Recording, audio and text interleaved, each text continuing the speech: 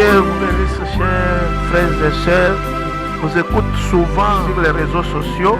Je vais saluer tout d'abord nos bien-aimés qui nous suivent souvent sur Facebook, sur YouTube. Mon fils Benjamin, que Dieu te bénisse. Maman Bibombala, au marché, que Dieu te bénisse. Rachel et les autres, et tout le monde, que Dieu vous bénisse. Pour ne pas perdre du temps, nous allons prendre le livre de Luc au chapitre 2, parce que lorsque je vis le temps où nous sommes en train de vivre un temps un peu critique qui montre que nous sommes à la fin du monde.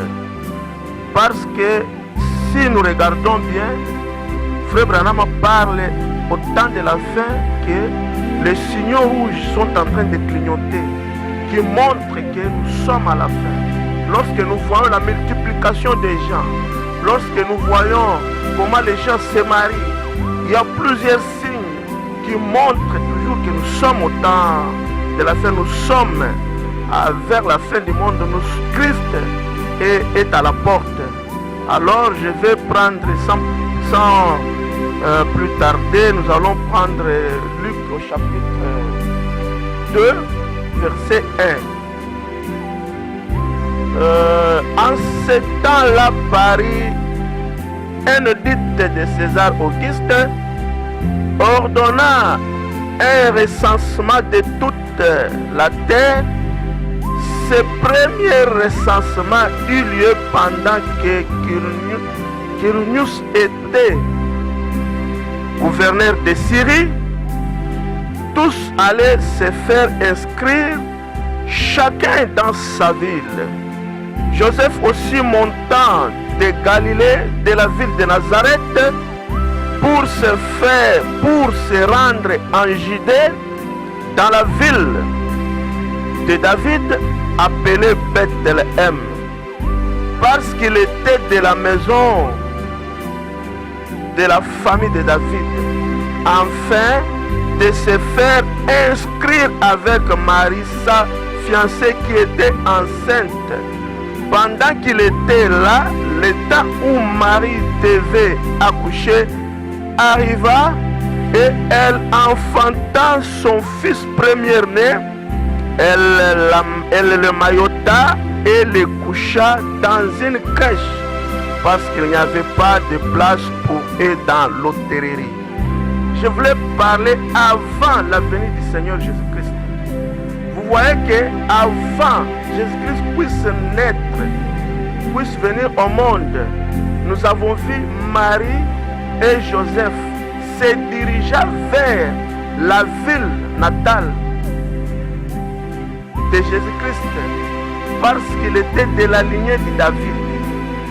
Alors, c'est à cette époque-là où le roi César avait ordonné un recensement.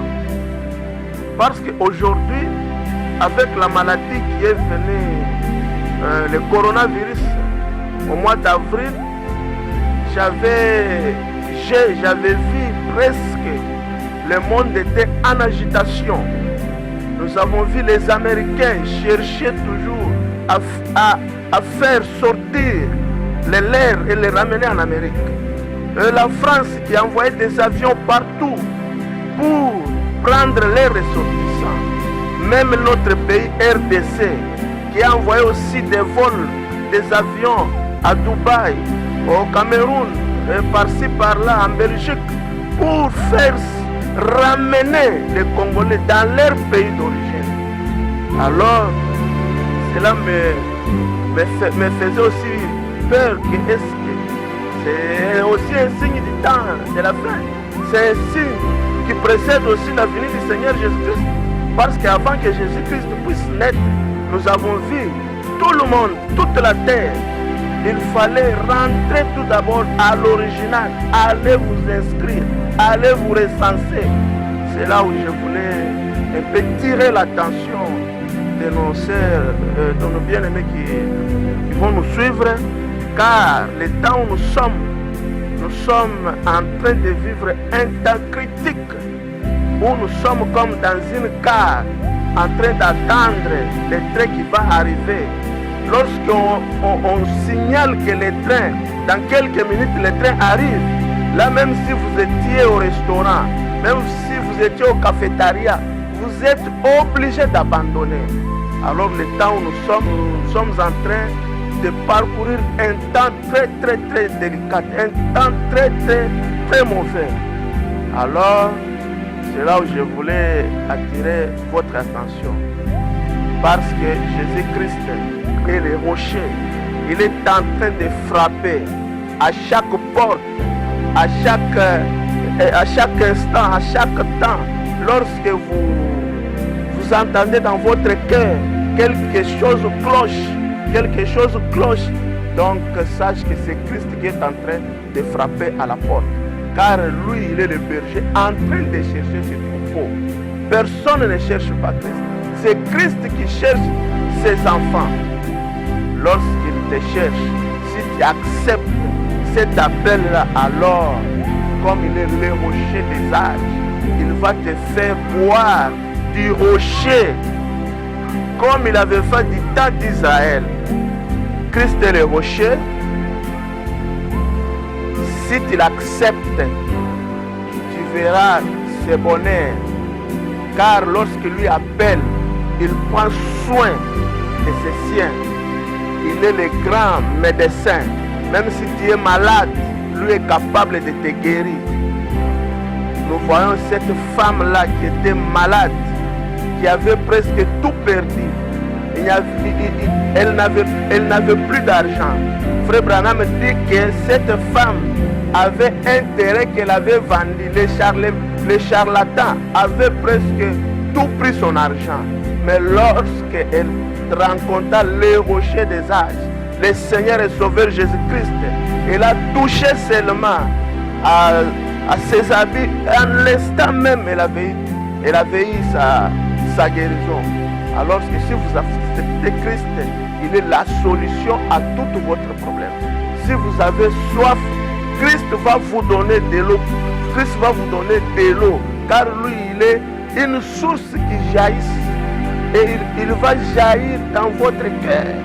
Lorsque cet aveugle, Bartimée, il avait besoin de retrouver sa vie.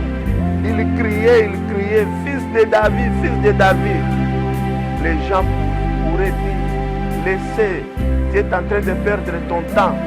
Mais lorsque le rocher avait entendu les cris des fils de David, il a retourné, l'a demandé à Bartimée, tu cherches quoi?